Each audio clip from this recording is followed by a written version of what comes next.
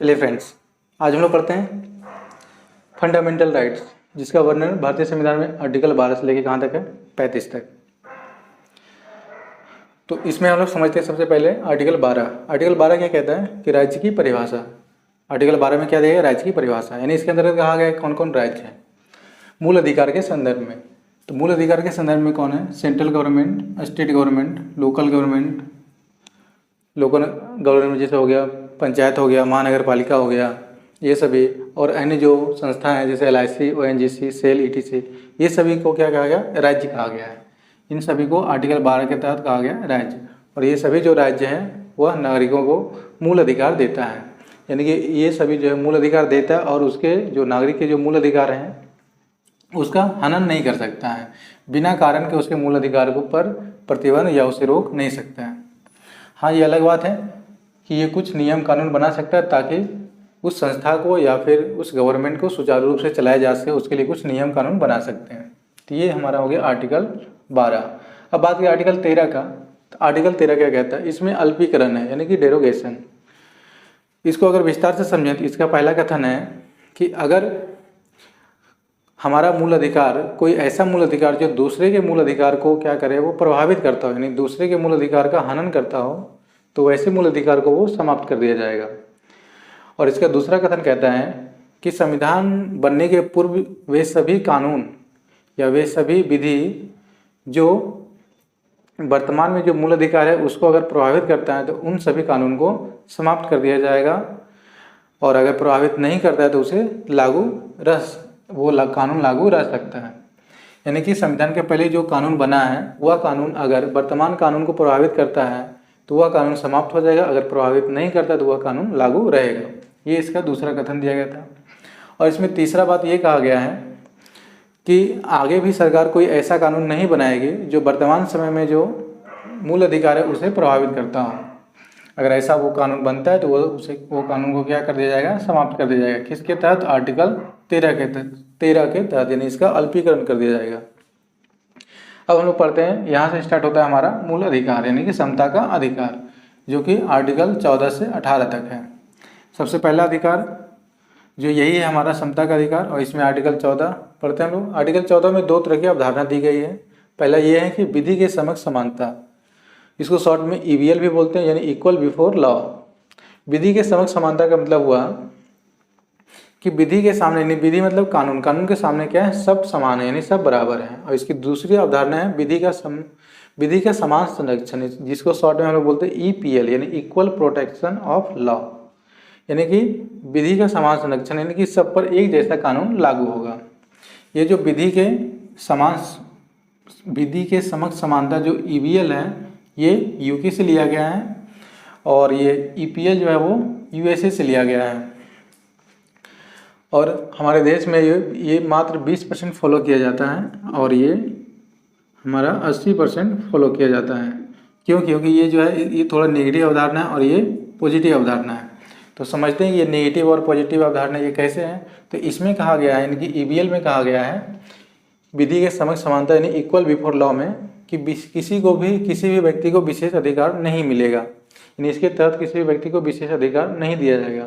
लेकिन हमारे देश में ये नियम है कि राष्ट्रपति को विशेष अधिकार मिला है, क्योंकि जब तक वो राष्ट्रपति है उस पर क्या होगा, फौजदारी मुकदमा हम लोग नहीं चला सकते हैं, सिर्फ दीवानी मुकदमा चला सकते हैं, फौजदारी मुकदमा नहीं चला सकते। फौजदारी और दीवानी मुकदमा क्या होता है कि जब कोई किसी से झगड़ा करता है, मारपीट होता है, तो उस कंडीशन में जो केस बनता है उसे फौजदारी मुकदमा कहते हैं। और जब कोई किसी का पैसा ले लेता है, पैसे नहीं देता, या किसी को संपत्ति किसी का हड़प लेता है, तो उस कंडीशन में जो केस बनता है उसे हम लोग दीवानी मुकदमा कहते हैं।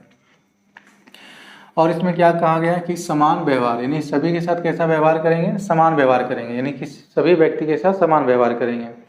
तो अगर कोई दो व्यक्ति है, अगर मान लेते एक चोर है और एक डकैत, तो ये ATM को ही लूट लिया, बैंक के ATM को लूट लिया, और ये एक सामान्य चोरी, पॉकेटमारी बोल सकते हैं, पॉकेटमारी किया, तो क्या दोनों के साथ एक जैसा व्यवहार कर सकते हैं? दोनों तो है चोर, दोनों चोरी किया है, क्या दोनों के साथ एक जैसा व्यवहार होगा? तो यहाँ पे दोनों के साथ एक जैसा व्यवहार नहीं कर सकते हैं, दोनों के साथ अलग अलग व्यवहार होगा। लेकिन ये क्या कहता है कि दोनों के साथ एक जैसा व्यवहार करेंगे, समान व्यवहार करेंगे, मतलब सबके साथ समान व्यवहार। जुर्म किया है दोनों एक जैसा, तो जुर्म एक जैसा जरूर किया है, लेकिन कोई छोटा जुर्म किया और कोई बड़ा जुर्म किया, तो उस कंडीशन में इसके साथ व्यवहार अलग हो जाता है। लेकिन ये कहता है कि समान व्यवहार, तो इस कंडीशन में यह भी निगेटिव सेंस निकलता है। और यहाँ भी निगेटिव सेंस निकला कि ये निगेटिव सेंस करने का मतलब वो हमारे लिए अच्छा नहीं है। तो सबके साथ एक जैसा व्यवहार कर देंगे जुर्म छोटा बड़ा होने पर भी, तो वो अच्छी बात तो नहीं है। अब इसमें कहा गया कोई भी व्यक्ति विधि के ऊपर नहीं है। कोई भी व्यक्ति क्या विधि के ऊपर नहीं है, यानी हमारा जो कानून है उसके ऊपर कोई व्यक्ति, यानी जो भी जितने भी व्यक्ति है वो सभी कानून के नीचे आएंगे। लेकिन ये यहाँ भी थोड़ा सा नेगेटिव सेंस निकल रहा है, क्योंकि जब हमारे देश में कोई कानून बनता है, लोकसभा राज्यसभा से पास होती है, तो फाइनली वो सिग्नेचर के लिए राष्ट्रपति के पास जाता है। मतलब उस कानून से ऊपर भी कौन है, राष्ट्रपति है। अगर वो साइन करता है तभी वो कानून बन पाता है। तो इस कंडीशन में भी ये थोड़ा सा नेगेटिव सेंस यहाँ से निकलवा रहा है। तो और ये जो हमारा, इसीलिए इसको मात्र हमारे देश में 20% को ही फॉलो किया जाता है। और ये एक तरह का नेगेटिव अवधारणा है, और ये यूके से लिया गया है। और इसकी जो जनक माने जाते हैं वो एवी डाइसी। अब बात करें विधि का समान संरक्षण, यानी कि ईपीएल का, तो ये क्या कहता है कि समान परिस्थिति में समान व्यवहार करेंगे। ये कहता है कि सबके साथ समान व्यवहार करेंगे, चाहे परिस्थिति कोई भी हो। लेकिन ये कहता है कि समान परिस्थिति अगर रहेगा तो समान व्यवहार करेंगे। जैसे अगर कोई उदाहरण जो लिए थे, अभी एक चोरी किया है और एक बड़ा चोरी किया है, तो दोनों के लिए कंडीशन क्या अलग अलग है। तो उस कंडीशन में क्या होगा, दोनों के साथ व्यवहार अलग होगा। लेकिन दोनों एक जैसा चोरी किया है, दोनों अगर एटीएम लूट के आया है, तो दोनों के साथ कैसा होगा, एक जैसा, परिस्थिति समान, तो व्यवहार भी उसके साथ समान। और ये कहता है कि सभी के लिए समान नियम, यानी कि हमारे देश में जो भी व्यक्ति है, चाहे वो अमीर हो गरीब हो, राष्ट्रपति का बेटा हो किसान का बेटा, अगर वो एक जैसा जुर्म किया है तो उसके लिए क्या होगा, एक जैसा नियम लगेगा उस पर, नहीं उसको एक ही जैसे नियम के तहत उसको सजा मिलेगी। ये तो अच्छी बात है। अब ये कहता है कि समान के साथ समान व्यवहार, यानी कि जो व्यक्ति सब जितने भी व्यक्ति अगर वो समान है तो उसके साथ व्यवहार क्या होगा, एक जैसा होगा। जैसे इसमें बात करें कि अगर कोई हमारा देश का आम नागरिक है और कोई विदेशी नागरिक है, तो क्या उसके साथ एक जैसा व्यवहार होता है। बहुत जगह देखते हुए कि जो हमारे टिकट कहीं घूमने जाते हैं तो वहाँ का जो टिकट रहता है, तो जो देश के नागरिक है उसके लिए कम रहता है और विदेशी नागरिक के लिए ज़्यादा रहता है। ये कहता है कि समान के साथ समान व्यवहार करें। अगर वो व्यक्ति एक समान है तो एक समान तो यहाँ पे नहीं हो रहा, एक विदेशी और एक क्या भारत के नागरिक है, तो दोनों के साथ अलग अलग व्यवहार होता है। लेकिन ये कहता है कि अगर समान व्यक्ति हैं, अगर दोनों विदेशी नागरिक हो या फिर दोनों हमारे देश के ही नागरिक हो, तो उस कंडीशन में दोनों से क्या होगा, टिकट का पैसा सेम लिया जाएगा। इसीलिए ये तीसरी अवधारणा भी इसकी, ये भी अच्छी बात है कि भाई समान है, समान व्यक्ति है तो उसके साथ व्यवहार कैसा होगा, एक जैसा होगा। और यहाँ पे जुर्म की भी बात करें, अगर कोई एक जैसा जुर्म करके आया है, चाहे वो राष्ट्रपति का बेटा हो, किसान का बेटा हो, किसी का भी बेटा हो, तो उसके साथ व्यवहार क्या होगा, एक जैसा होगा। तो ये इससे क्या होगा, पॉजिटिव सेंस निकलता है कि ये अच्छी बात है, और ये नेगेटिव सेंस निकलता है कि ये अच्छी बात नहीं है। तो ये ध्यान रखना है। इसमें कई बार पूछा जाता है इस दोनों में कौन सा पॉजिटिव सेंस और कौन सा नेगेटिव सेंस निकलता है।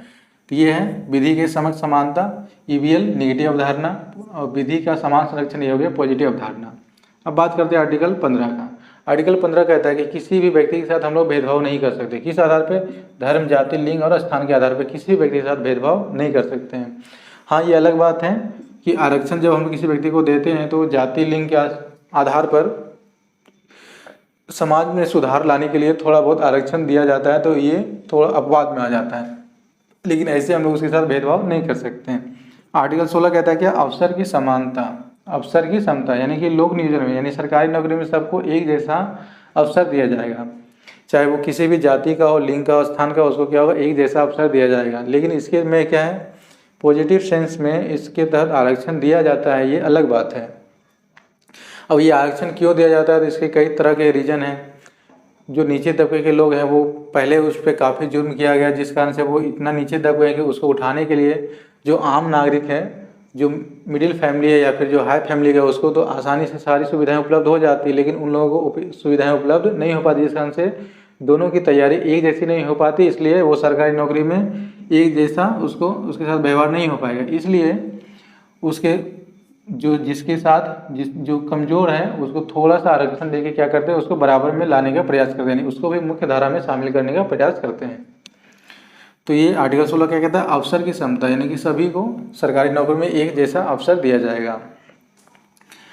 अब तीसरा ये आर्टिकल 17 कहता है अस्पृश्यता, यानी छुआछूत प्रथा का अंत, यानी जिस तरह पहले छुआछूत का प्रथा चलता था, निचली जाति के वो हम लोग घर में आने नहीं देते थे, रास्ते से जाने नहीं देते थे, या फिर बहुत तरह की पहले प्रथाएं जो चलती थी, कुप्रथा जो थी, उन सभी का यानी जो भी छुआछूत का प्रथा था धर्म के आधार पे जो छुआछूत चलता था, वो सभी का किस आर्टिकल 17 के तहत क्या कर दिया, अंत कर दिया गया है।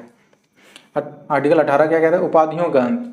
यानी पहले जिस तरह कई सारी जो राजा महाराजा होते थे वो अपने नाम के साथ उपाधि जोड़ के अपना नाम बताते थे, तो आर्टिकल 18 के तहत उन सभी उपाधियों को अंत कर दिया गया है। लेकिन इसमें ध्यान रखना है कि हम लोग जो नेशनल अवार्ड लेते हैं, चाहे वो भारत रत्न हो, पद्म विभूषण हो, भूषण हो, पद्मश्री हो, ये सभी अवार्ड तो ले सकते हैं, बट उसको सरनेम में यानी कि अपने नाम के साथ उसको यूज नहीं कर सकते हैं।